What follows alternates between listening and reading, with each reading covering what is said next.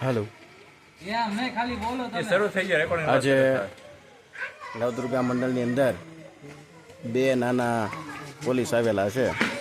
પહેલાં થોડા આગળના વિડીયોમાં તો નાના એક હતા, આજે બીજા બે આવ્યા છે નાના એવા પોલીસ. અને અહીંયા કહી રહ્યા છે કે ભાઈ તમે 12 વાગ્યા પછી ગરબી બંધ કરી દેજો, ગરબા લેવાનું તમારે બંધ કરવાનું છે, એવું કહેવા માટે આવ્યા છે.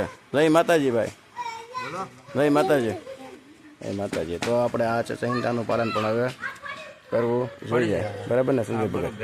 જય માતાજી બધાને.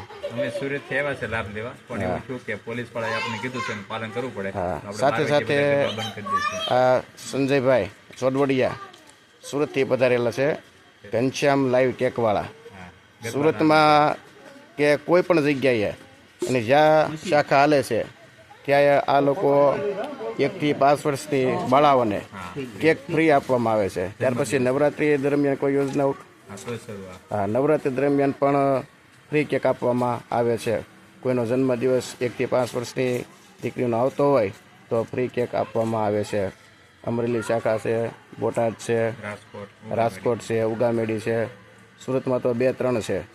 એટલે સુરતમાં જે કોઈ ભાઈઓ હોય તે મળજો. સંજયભાઈ સોડવડિયા, ઘનશ્યામ લાઈવ કેક.